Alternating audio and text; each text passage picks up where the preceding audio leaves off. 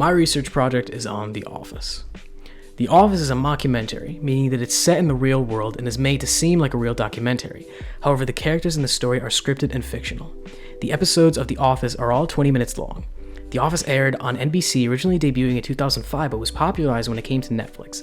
The Office joined Netflix in 2013, but didn't become what is known as a cult classic until 2019. It was announced in early 2021 that The Office will be leaving Netflix and joining NBC's streaming service Peacock, which is where you can find it today. The Office fits into many different genres. Some of these include sitcom, comedy, romantic comedy, comedy drama, satire, and cringe comedy. The setting of The Office is Scranton, Pennsylvania, which is a real place. However, the majority of the show was shot in Studio City in Los Angeles. The Dunder Mifflin building itself is located at Chandler Valley Center Studios in California.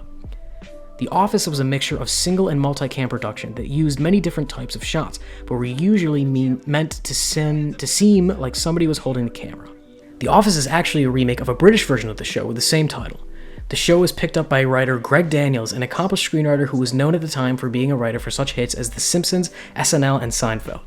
Greg picked up the show to be adapted to an American audience. The writers for The Office UK were Stephen Merchant and Ricky Gervais, who also starred as the main character David Brent, who is the Michael Scott version of the show. Ricky Gervais had this to say on the making of The Office UK. "We always wanted our version of The Office to feel like a documentary that had sort of been made and then everyone forgot about it. And it was just on a shelf somewhere at the BBC for like 10 years, and someone dusted it off and was like, put this on TV," he explained. "So we wanted the whole thing to feel tired. The Office should feel tired. The people, the clothes, we always were very excited when the plants that we had on the set were slightly dying. We like that idea. It's the British approach. You reflect the weather by just making shows that are depressing." I think that the network picked up The Office because they recognized its potential and saw how successful it was when it was on the BBC, which is the British broadcasting system. Some of the big names for directing episodes are Paul Feige, Randall Einhorn, and Ken Kwapis. The biggest series writing credits go to Greg Daniels, Ricky Gervais, and Stephen Merchant. They each wrote 188 episodes. The executive producers for the series were the writers listed above, along with Ben Silverman, Howard Klein, and Paul Lieberstein. Co-executive producer was BJ Novak, who also played Ryan in the show. Some stars of the show include Steve Carell, John Krasinski, Jenna Fischer, Rainn Wilson, and many more, including guest star appearances from big actors such as Jim Carrey, Will Ferrell, Amy Adams, and Idris Elba. The show has 201 episodes lasting for 9 seasons and ran on the air from 2005 to 2013. Some of the awards won are American Cinema Editors Eddie Awards, Best Edited Half-Hour Series for Television, Daytime Emmy Awards Outstanding Broadband Program, Emmy Awards Outstanding Writing for a Comedy Series. The Office was NBC's #1 comedy in the 1849 demo and scored a 4.1 out of 11. The Office Season 7 was bringing in above 8 million views per episode. The show's two big competitors were ABC's Grey's Anatomy and Fox's Kitchen's Nightmares. The show did frequently better than Kitchen Nightmares, but often struggled to keep up with Grey's Anatomy. After the third season of The Office, Steve Carell was paid $175,000 per episode, and John Krasinski and Jenna Fischer were paid $100,000.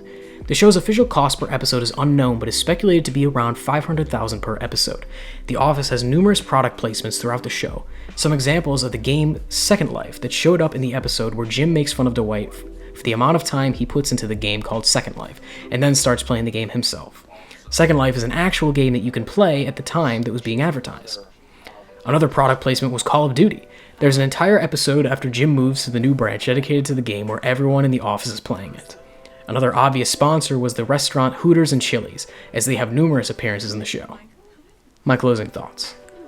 I think The Office is one of the most iconic and loved series out there.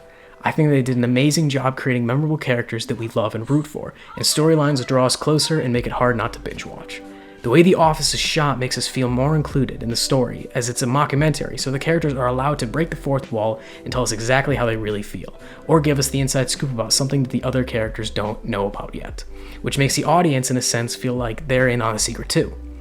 The various twists and turns through drama, romance, and comedy makes you wonder how the show is able to fit all that, and does it when the setting is a paper company in the middle of Pennsylvania.